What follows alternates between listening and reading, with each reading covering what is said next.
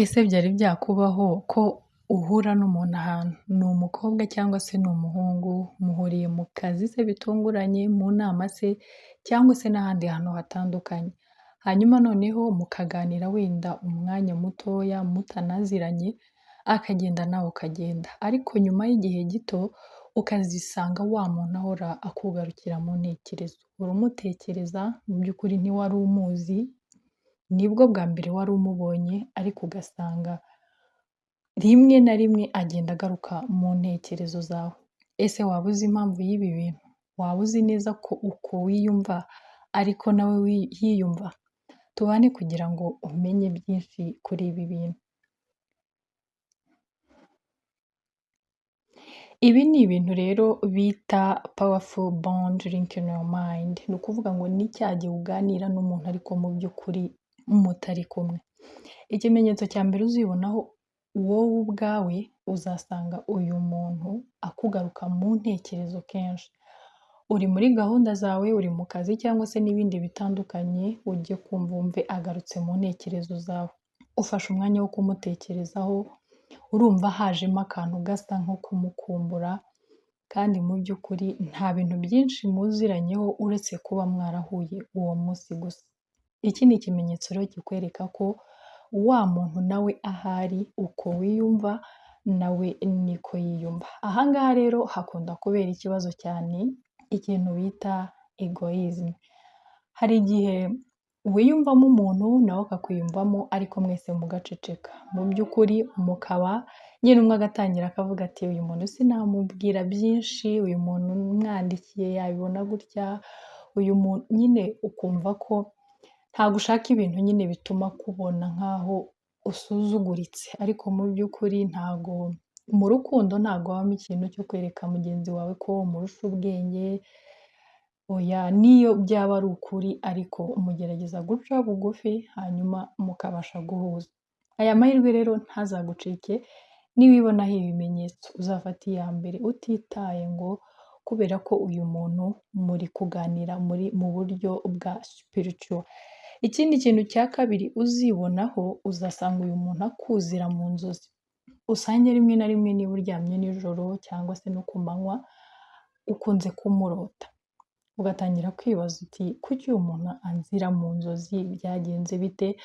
Ntumenye impamvu ibitera ariko ngo icyo ni ikimenyetso kindi kikugaragariza ko uko wiyumva n'uwo muntu nawe ariko yiyumva. Ikindi kintu cya gatatu utangira kumva ibintu bimukwibutsa. Urugero wenda mwaraganiriye, hari uko yitwaye, hari ibyo yakoze cyangwa se hari n'icyo wamubonyeho kikugaruka mu ntekerezo. Ukumva cya kintu urumva ushaka kukireba, urumva ushaka nyine urumva ko muri we harimo ikintu cy'ubushake bwo kongera kukibona. Iki nacyo ngo ni ikindi kimenyetso kikwereka yuko uyu muntu nawe ahari ari kugutekereza. Ikindi kintu nanone uzajya kubona ubone nyine ni wa muntu ugucekinga cyangwa se ukureba kuri social media ariko ntavuge. Araza akareba akigendera, nawe ukareba ukigendera. Mu by'ukuri harimo hagati yanyu harimo ikintu ariko mwese ntimushaka kuvuga. Ni ukuvuga ngo harimo ka kantu navuze ka egoism.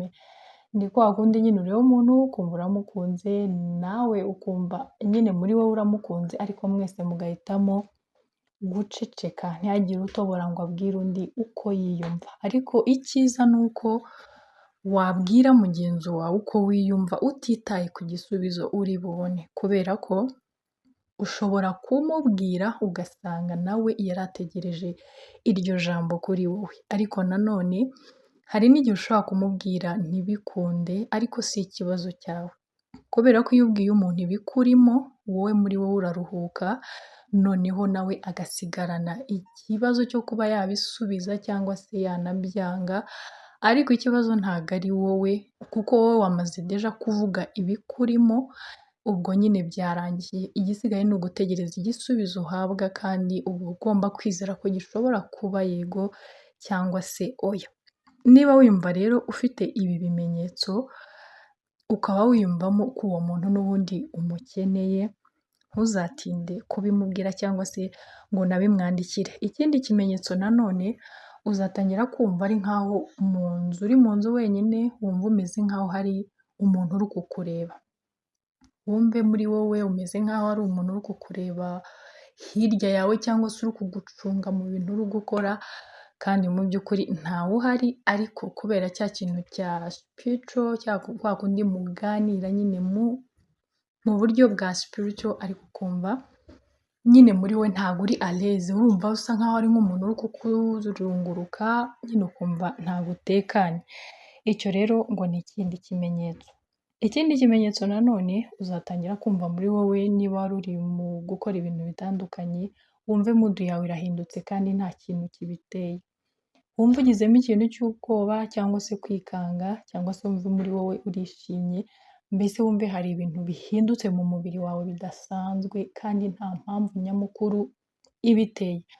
Hari ukuntu ushobora kwishima bitewe n'ibihe urimo cyangwa se n'ibyo uri gukora muri ako kanya, cyangwa se ukanababara bitewe n'ibyo ubonye cyangwa n'ibyo bagukoreye, ariko icyo gihe cyo uzatangira nyine kumva muri wowe hari mood zigenda zihinduka ariko zidafite impamvu zigaragara.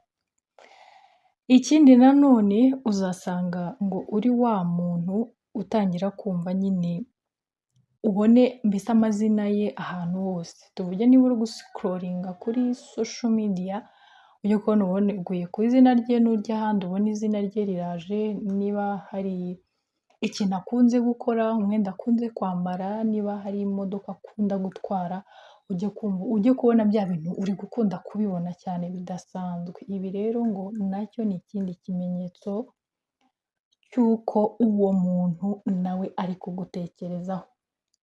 Ibi ni ibimenyetso rero naguteguriye bishobora kukwereka ko mugenzi wawe nawe ukuri ukwiyumva nawe ariko arimo kwiyumva. Niba rero ukwiyumvamo ibi bimenyetso, icyiza ni uko wabwira uwo muntu ukamubwira uko yiyumva mukaganira. Hari igihe wasanga ari cyo gihe cyiza cy'uko ibintu byanyu byagenda neza. Niba wenda mwaraburekinze cyangwa se niba aribwo muri guhura, ushobora gusanga iki gihe ari cyo gihe cyiza cyo kugira ngo inzira zanyu nyine zihure.